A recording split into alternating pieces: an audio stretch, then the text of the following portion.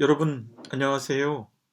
이번 주간에는 설 명절을 보내게 되는데요. 이번 창세기 생각은 이번 설 명절 때 가정 예배를 드리실 수 있도록 그렇게 준비해 보았습니다.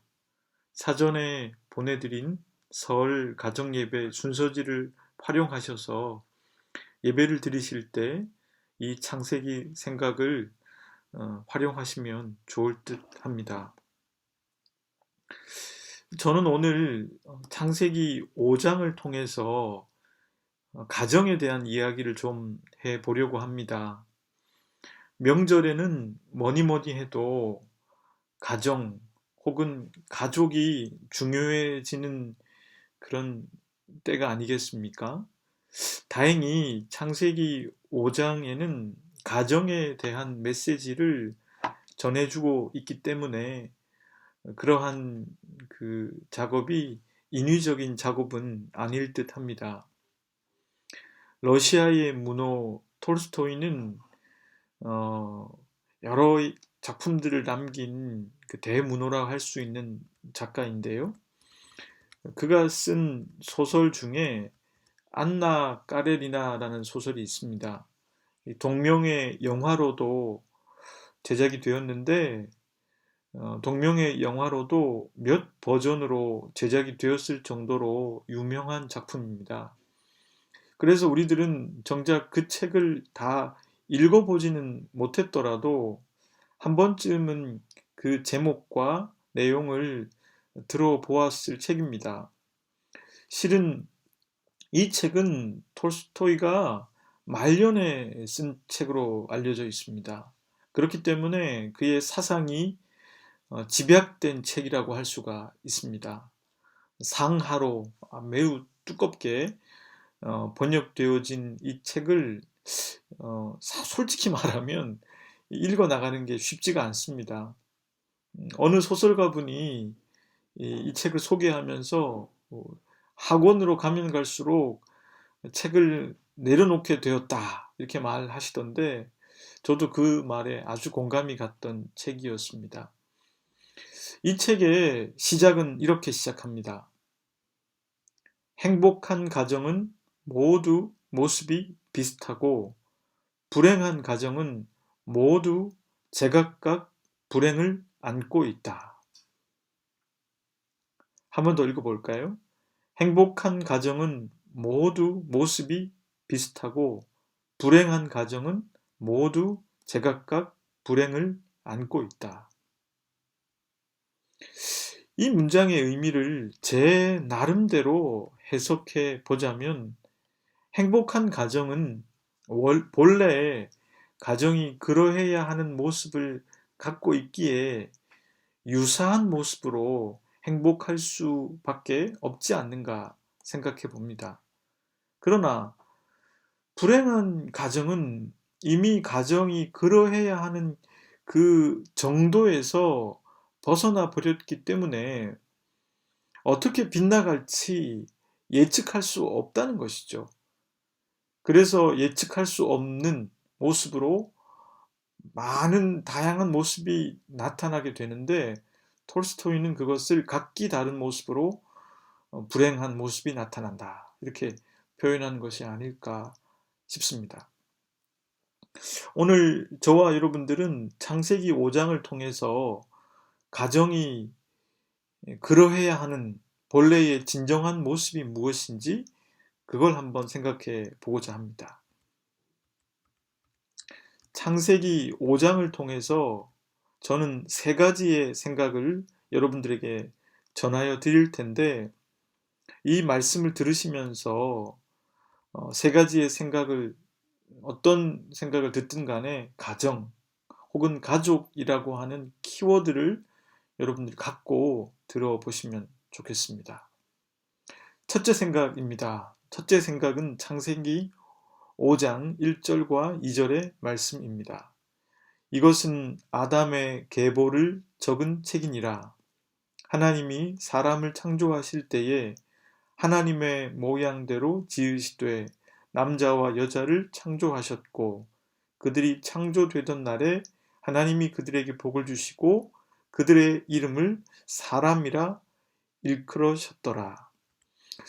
이 부분을 읽으면 다소 어색하다는 느낌을 지울 수가 없습니다. 왜냐하면 이 부분은 문맥으로 보면 맞지 않기 때문입니다. 이것은 문맥상으로 보면 창세기 1장 뒤에쯤 위치해야 맞을 듯합니다. 이것을 쓴 저자는 인간의 타락과 하나님의 뜻에서 빗나간 모습을 모르는 것처럼 기록하고 있기 때문입니다. 그래서 성경을 논리적으로 읽어보는 사람에게는 창세기 5장에 와서 논리적으로 적절하지 않다라는 생각을 하게 되는 구절이 되곤 합니다. 그러나 그렇게 단정적으로 생각하기 이전에 한번 생각을 해 보시면 좋겠습니다. 만약에 인간 저자의 실수라고 해도 왜 성령님께서는 지금까지 성경이 이렇게 기록되어져 있도록 내버려 두셨을까요? 그리고 이것을 기록한 저자가 다른 의도를 갖고 그렇게 기록을 하지 않았을까요?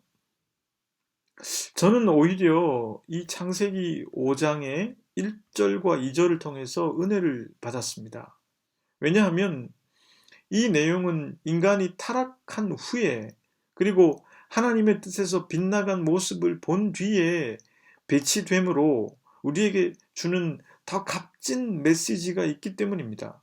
비록 인간은 선악과를 먹은 후에 실락원 해버렸고 하나님의 뜻에서 빗나간 모습으로 형제를 죽이고 문화의 타락을 경험했고 스스로 하나님처럼 되어버렸습니다. 그러나 그런 인간을 향한 하나님의 생각은 변함없다는 뜻입니다.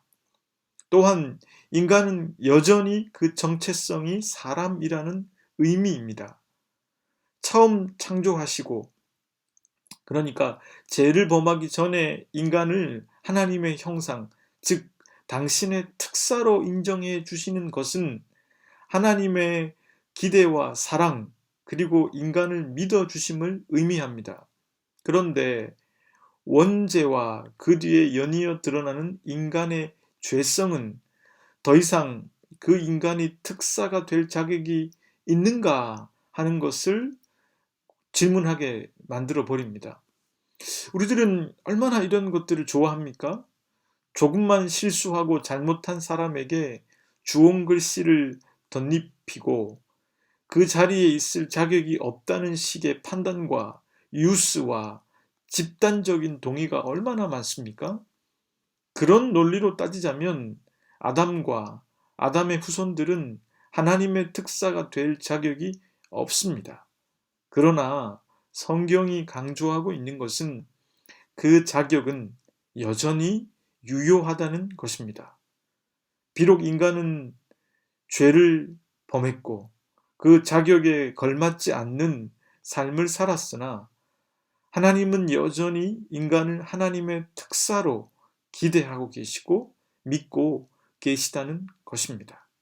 그것은 그 특사의 신분이 인간의 어떠함에 근거하고 있지 않다라는 의미입니다. 나의 바른 삶과 행동에 근거해서 우리가 하나님의 특사가 되고 되지 않고를 결정한다는 말이 아닙니다. 그보다는 하나님께서 우리들을 믿고 계시고 사랑하고 계심에 의해서 우리가 특사가 될 수 있다는 의미입니다. 그러한 근거를 갖고 있기에 우리들이 비록 넘어지고 죄를 범하였다고 해도 우리 안에 깊은 가책이 있다고 해도 우리들의 신분, 즉 하나님의 기대와 신뢰가 끝나는 것은 아닙니다. 아니 오히려 우리들은 그런 깊은 후회 속에서 하나님의 은총에 접근하게 됩니다. 그럴 때에 우리들은 본회포 목사님이 말한 값싼 은혜의 유혹을 이기게 됩니다. 값싼 은혜란 현실의 크리스천들이 예수님의 십자가로 죄를 씻어주셨고 씻어주실 것이라고 믿기에 죄에 대해서 피 흘리기까지 싸우지 않고 무감각하게 죄를 저지르는 것을 뜻합니다. 왜냐하면 하나님이 또 우리를 용서해 주실 거라고 믿기 때문이죠. 그러나 앞서 말씀드린 논리대로 하나님께서 우리들을 믿고 신뢰하고 기대하고 계신다고 깊이 믿는 사람은 비록 넘어질 수는 있으나 그 자리에서 다시 일어나 값싼 은혜가 아니라 값비싼 은총을 주신 하나님 앞에서 진지해질 수가 있습니다. 저는 이 자리에서 인질극을 떠올려 보곤 합니다.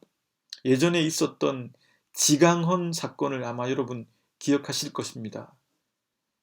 무전, 유죄, 유전, 무죄라고 외쳤던 그 사건 말입니다. 인질을 잡고 있는 탈옥수에게 경찰의 높은 신분을 가진 사람이 메가폰으로 외칩니다. 자수하라! 그러면 정상은 참작해서 많이 복역하지 않게 해주겠다. 그러나 탈옥수는 그 말을 믿지 못합니다. 그리고 좀 있다가 낯익은 목소리가 메가폰으로 전해집니다. 전혀 그 메가폰과는 어울리지 않는 사람의 목소리입니다. 그는 탈옥수의 어머니입니다. 아들아, 아들아, 자수해라. 진짜 자수하면 정상을 참작해 준다고 약속하셨다. 어쩌자고 이러느냐. 경찰의 높은 사람의 말은 듣지 않아도 어머니의 말은 탈옥수의 가슴에 다가올 것입니다. 비록 어머니의 외침 때문에 자수를 하진 않는다고 해도 많은 부분에 무너지게 되는 게 어머니의 목소리일 것입니다. 왜 그럴까요? 경찰의 높은 사람의 말은 믿을 수가 없습니다. 왜냐하면 자신을 사랑하지 않기 때문이라고 생각하기 때문이죠. 그러나 어머니는 자신을 사랑하는 사람이라고 믿기 때문에, 그 사랑을 믿기 때문에 그 말은 믿을 수가 있는 것입니다. 하나님께서 우리들을 향한 사랑을 우리가 알고 믿기에 비록 넘어진다 해도 그 자리에서 다시 일어나 빛 가운데로 그 사랑에 의지해서 다시 걸어갈 수 있는 것입니다. 이것을 바로 부모와 자녀 가운데 경험할 수 있습니다. 자녀에게 바른 길을 가르치고 책망할 수 있는 힘이 어디에 있습니까?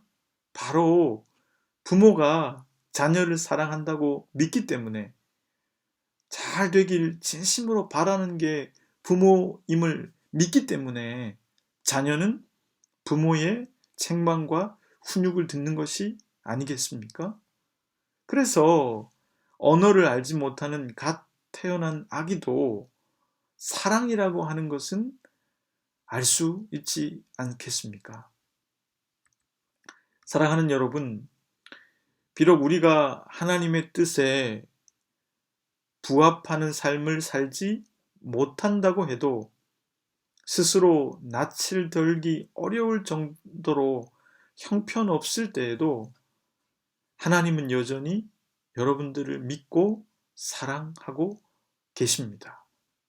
그래서 우리가 다시 그분의 말씀을 듣고 일어설 수 있는 것입니다.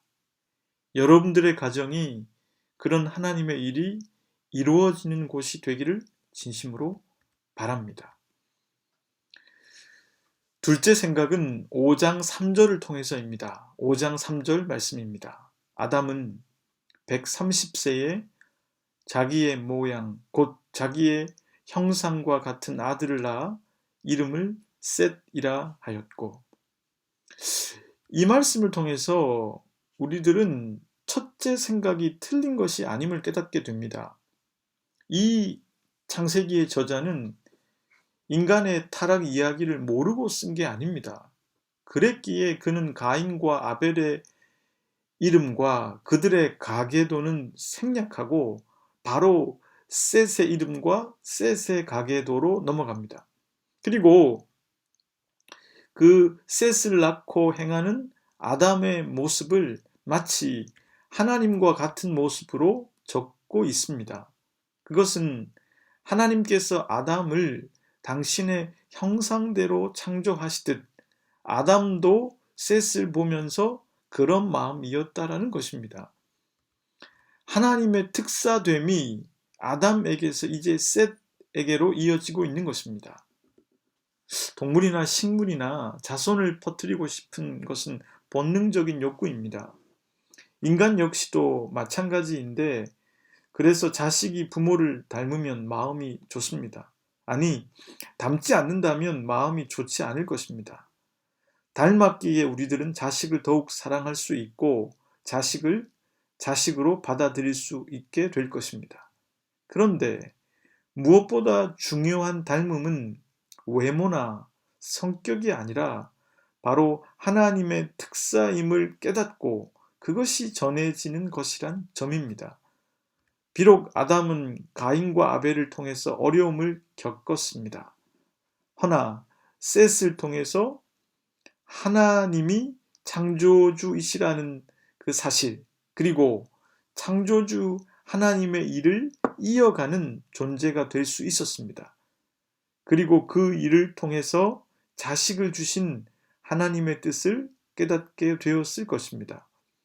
하나님께서 자녀를 주신 것은 하나님의 마음을 인간이 알 수 있도록 하기 위해서입니다. 또한 자식이 하나님의 형상을 회복해 가는 그 일을 위해서입니다. 가정은 부모가 그리고 자식이 함께 하나님의 특사가 될 수 있도록 도와야 하는 곳입니다. 만약 이 마땅히 그러해야 할 일이 가정의 목적이 되지 않으면 진정한 행복에서 멀어질 수가 있습니다. 그때부터 욕망, 성공, 세속의 가치가 가정의 목적이 될 수 있습니다. 그때부터는 톨스토이의 말처럼 각각의 모습으로 불행해질 수가 있는 것입니다. 이 말씀을 듣고 있는 모든 부모 여러분, 그리고 모든 자녀들 여러분, 여러분들이 하나님의 특사임을 깨닫고 이 세상에서 하나님의 특사로 살아갈 수 있도록 서로 도와주시면 좋겠습니다. 특별히 이 말씀을 듣고 있는 부모 여러분, 자녀들이 하나님의 특사임을 깨닫고 이 세상에서 하나님의 특사로 살아갈 수 있도록 잘 도와주시면 좋겠습니다. 이 말씀을 듣고 있는 자녀 여러분, 부모님도 연약한 인간일 뿐입니다. 그러니 그 연약함을 알고 사람일 뿐임을 알고 하나님의 특사로 살아가려고 몸부림치고 있는 부모님들을 잘 도와주시기를 바랍니다. 이것이 서로 공감될 때 가정은 마땅히 그러해야 하는 모습으로 회복될 수 있습니다. 행복한 가정은 같은 모습일 수 있는 것입니다.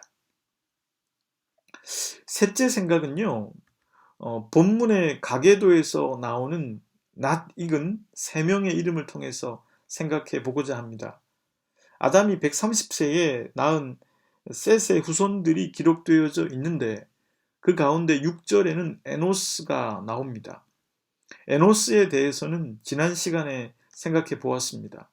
18절에는 에녹이 나오는데요. 그 에녹에 대해서 24절은 이렇게 기록합니다. 에녹이 하나님과 동행하더니 하나님이 그를 데려가심으로 세상에 있지 아니하였더라. 그리고 28절에는요, 노아의 이름이 다음과 같이 기록되어 있습니다. 이름을 노아라 하라. 노아라 하여 이르되 여호와께서 땅을 저주하심으로 수고롭게 일하는 우리들이 아들이 아니하리라 하였더라. 그러니까 셋의 계보에서 에노스, 에녹, 그리고 노아가 나왔다는 것입니다. 에녹은 하나님과 동행해서 죽음을 보지 않고 하나님께서 데려간 사람으로 기록되어져 있습니다. 그는 하나님과 동행했습니다.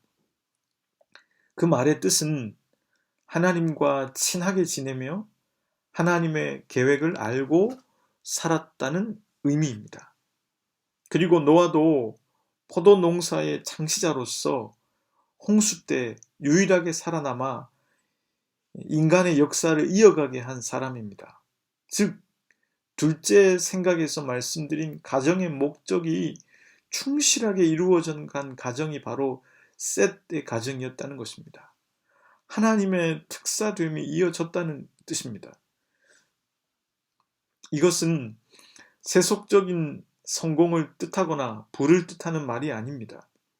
구약을 읽을 때 그런 식으로 성공주의나 기복주의로 해석하고 싶은 유혹이 들 때도 있지만 신약을 통해서 구약을 해석해 보면 그런 의미가 아님을 알 수 있습니다.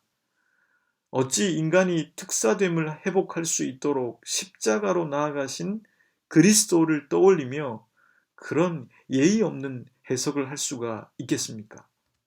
가정의 큰 기쁨은 바로 하나님의 특사됨이 회복되는 것입니다.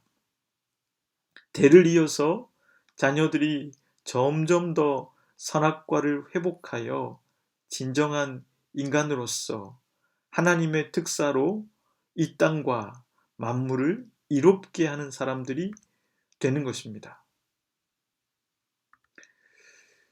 저는 개인적으로 저희 공동체에 속한 혜빈 씨, 현우 씨, 시은이, 영은이, 소희, 연진이, 하은이, 보니, 하늘이, 윤희가 또 한 명의 에노스, 에녹, 노아가 될 수 있기를 진심으로 기도하곤 합니다.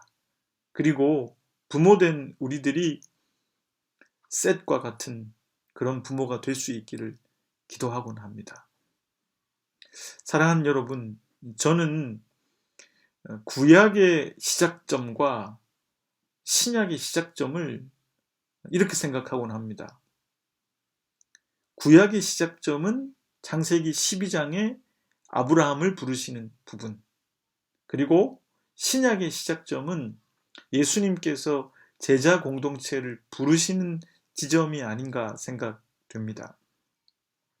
창세기 11장까지 인간의 죄의 역사가 반복되면서 인간을 그럼에도 불구하고 특사로서 믿고 포기하지 않으신 하나님께서 아브라함 그리고 그가 만들어갈 가정을 기대하며 그를 부르시는 것으로 새로운 구원의 역사가 시작됩니다. 그게 바로 이스라엘 공동체의 역사가 아니겠습니까?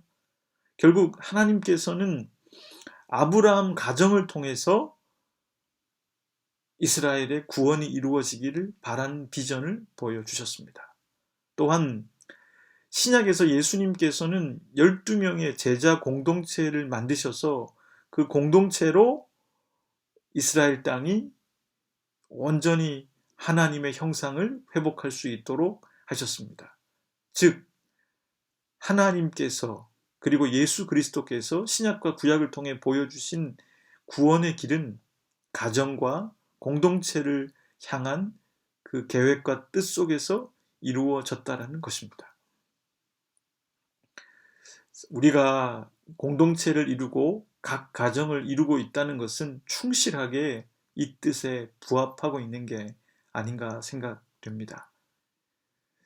사랑하는 여러분, 이 설 명절에 마땅히 사랑해야 할 가족들을 더욱 사랑하고 사랑할 수 있는 그런 설 명절이 되셨으면 좋겠습니다.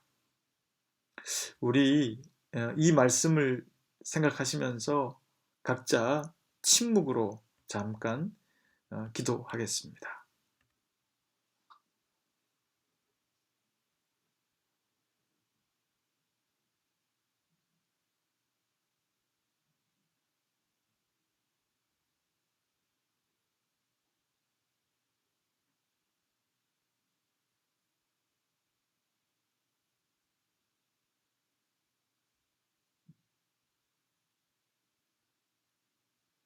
네, 제가 기도하겠습니다.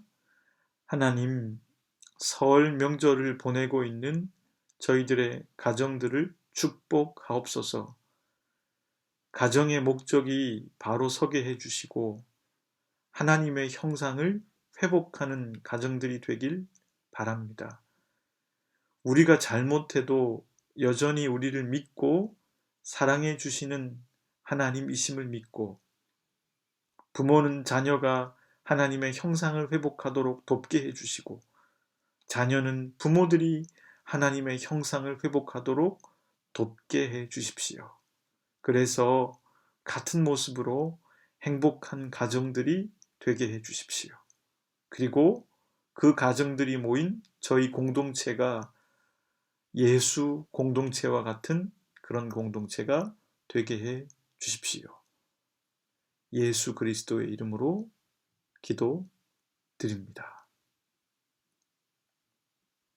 여러분, 새해 복 많이 누리시기를 바랍니다.